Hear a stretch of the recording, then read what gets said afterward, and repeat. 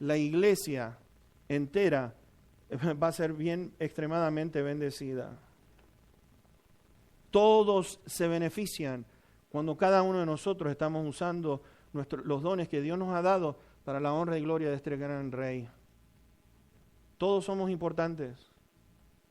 Mis hermanos, no hay ninguno de nosotros que pueda decir, qué porquería de ministerio que Dios te dio. No, todos los ministerios son importantes en la iglesia. Le tenemos que dar valor a cada hermano. Tenemos que decir gracias, Señor, por este hermano, por esta hermana. Tenemos que decir gracias, Señor, por el ministerio que has puesto en este hermano, en esta hermanita. Allá en Ageo, ellos habían dicho, y fíjense en ustedes, este pueblo dice, no ha llegado aún el tiempo. No ha llegado aún el tiempo.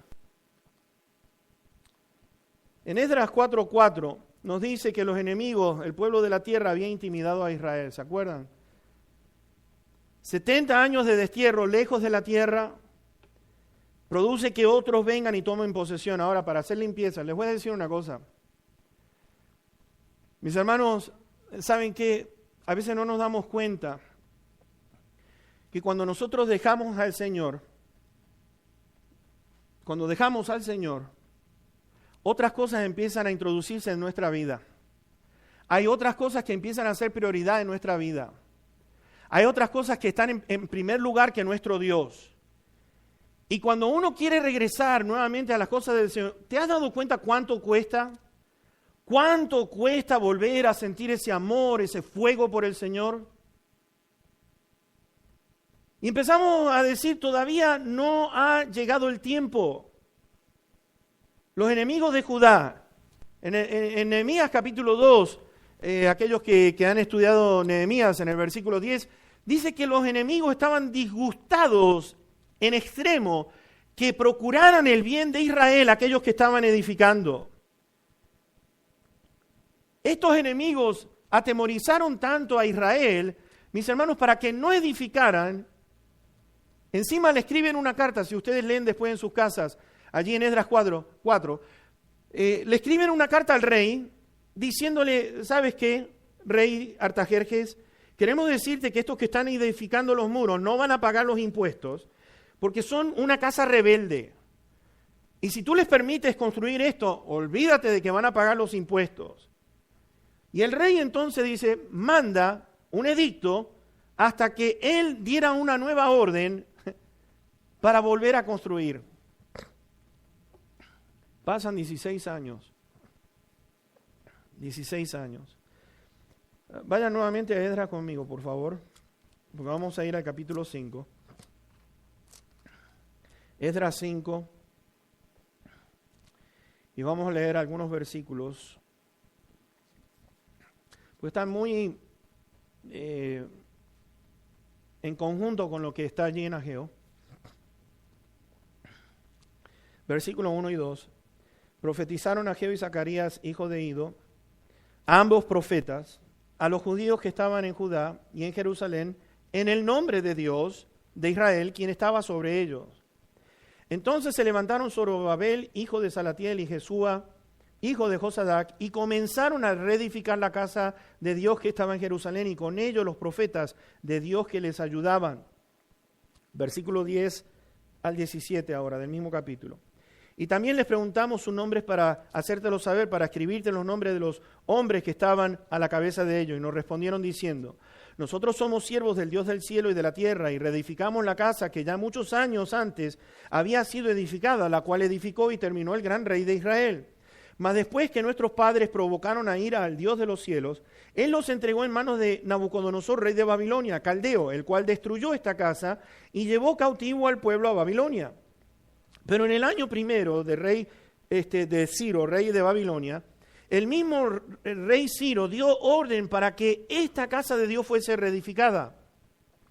También los utensilios de oro y de plata de la casa de Dios que Nabucodonosor había sacado del templo, que estaba en Jerusalén y los había llevado al templo de Babilonia, el rey Ciro los sacó del templo de Babilonia y fueron entregados a Sesbazar, a quien había puesto por gobernador, y le dijo, toma estos utensilios, ve y llévalos al templo que está en Jerusalén y sea reedificada la casa de Dios en su lugar. Entonces Sesbazar vino y puso los cimientos de la casa de Dios, la cual está en Jerusalén, y desde entonces hasta ahora se edifica y aún no está concluida. Y ahora, si al rey parece bien, búsquese en la casa de los tesoros del rey que está allí en Babilonia. Si es así que por el rey Ciro había sido dada la orden para reedificar esta casa de Dios en Jerusalén, y se nos envía a decir la voluntad del rey sobre esto. Estaban diciendo, ¿saben qué?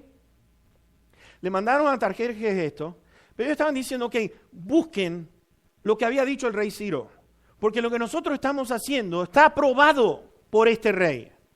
No es que estamos desobedientes, no es que estamos buscando lío, pero este rey dio un edicto de que pudiéramos construir. Y entonces comenzamos nosotros a observar en el capítulo 6, versículo 1. Entonces el rey Darío dio la orden de buscar en la casa de los archivos donde guardaban los tesoros allí en Babilonia. El verso 11 y 12. También por mí es dada orden, ahora a través de este rey, también por mí es dada orden que cualquiera que altere este decreto, se le arranque un madero de su casa y alzado sea colgado en él, y su casa sea hecha muladar por esto. Y el Dios que hizo habitar allí su nombre destruya a todo rey y pueblo que pusiere su mano para cambiar o destruir esa casa de Dios, la cual está en Jerusalén. Yo, Darío, he dado el decreto, sea cumplido prontamente. Wow. Cuando es propósito de Dios, mis hermanos, tenemos que mirar los propósitos de Dios en nuestra vida. Este templo es importantísimo. Nosotros somos importantes ante los ojos de Dios. Es importante porque la gloria de Dios se manifiesta a través de estos cuerpos tan chiquititos de tierra. Hemos sido hechos el templo de nuestro Dios. Sin embargo, por las amenazas, dejaron de construir, la nación de Israel deja de construir, tenían la orden, tenían el permiso y no siguieron por las amenazas. Y esto produjo que fueran indiferentes con Dios. No hay peor cosa que ser indiferente con Dios. Y prefirieron entonces las riquezas para sí mismos en lugar de lo que es mirar el bienestar de la casa de Dios. Y olvidaron por completo del templo. Y esto solamente demuestra cuáles eran las prioridades. Por eso el profeta está diciendo, ustedes están diciendo que no es el tiempo, no, pero es el tiempo. Ustedes han puesto sus ojos en otras cosas, están mirando que las prioridades de ustedes están equivocadas. Ageo les está mostrando el problema serio que ellos tenían, cómo eran egoístas, cómo les faltaba interés hacia las cosas de Dios. Y cuando uno tiene indiferencia ante Dios, te voy a decir algo, los problemas se van a convertir más difíciles, van a ser mayores las dificultades que nosotros podamos llegar a tener. ¿Por qué? El profeta dice esto, siembran mucho y recogen poco. Comen y no se están saciando, porque recogen poco. Se visten, no se calientan. El que trabaja jornal, recibe su jornal a saco roto. No les alcanzaba el dinero. No les alcanzaba el dinero. Y la razón Dios la da, fíjense en el versículo 9, 10 y 11 de Ageo. Buscan mucho, hallan poco, encierran en casa y yo lo disiparé en un soplo. ¿Por qué? Dice Jehová de los ejércitos, por cuanto mi casa está desierta y cada uno de ustedes corre a su propia casa. Por eso se detuvo de los cielos sobre ustedes la lluvia y la tierra detuvo sus frutos. Y llamé la sequía sobre esta tierra y sobre los montes, sobre el trigo, sobre el vino, sobre el aceite, sobre todo lo que la tierra produce, sobre los hombres y sobre las bestias y sobre todo trabajo de manos. ¿Saben por qué? Cuando uno se olvida de Dios, mis hermanos, te voy a decir algo. Desatiende los mandamientos de Dios. No va a haber bendición en nuestra vida. No la hay. Si somos realmente hijos de Dios,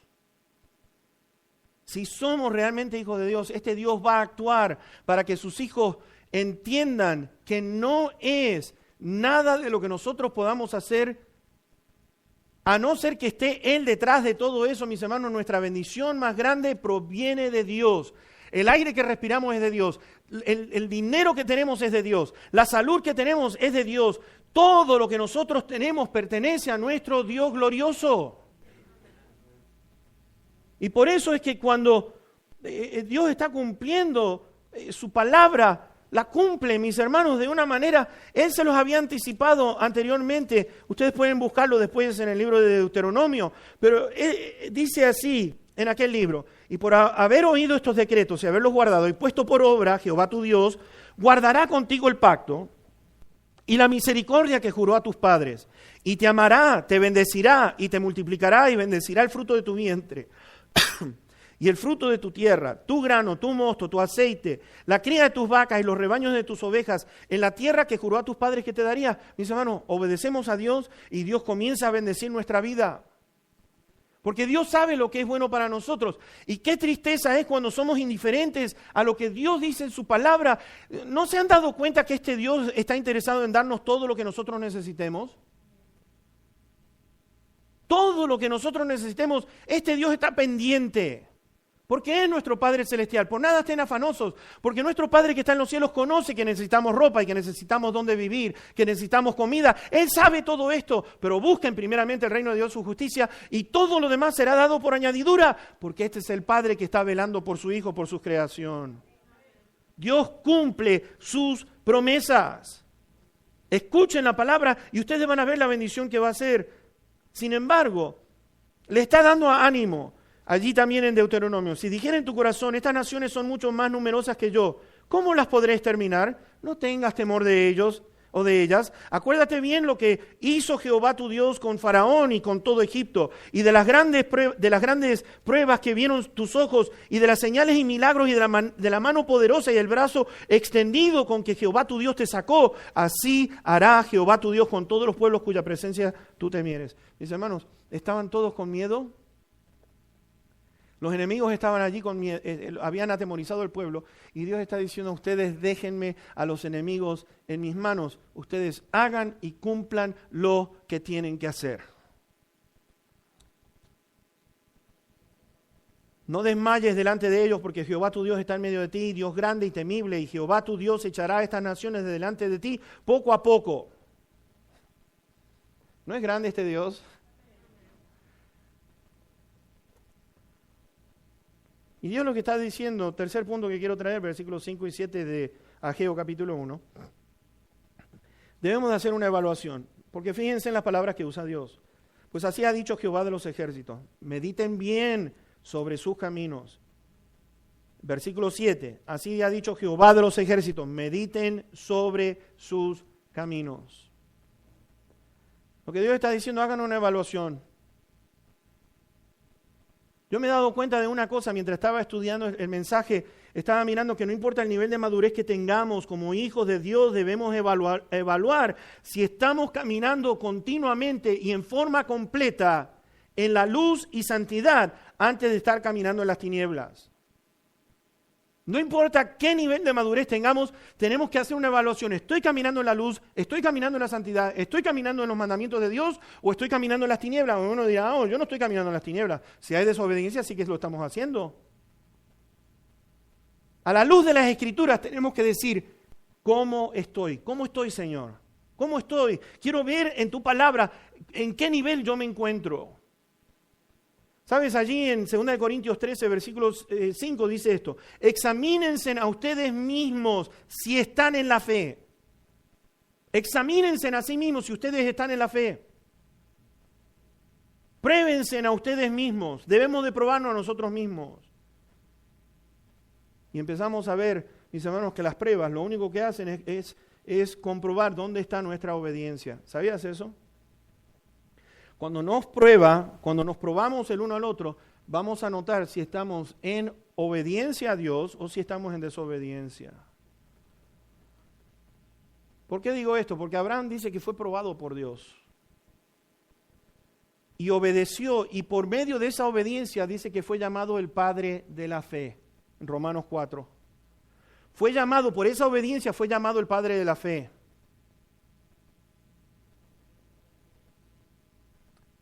Una de las cosas que a mí me gusta preguntarme a mí mismo cuando estoy por venir a la iglesia o en lo que esté haciendo, me hago esta pregunta: ¿siento gozo cuando estoy trabajando para el Señor o no? ¿Siento gozo en lo que voy a hacer o no? Pues, ¿sabes? Podemos hacer cosas por rutina, sabemos versículos y empezamos a decirlo, pero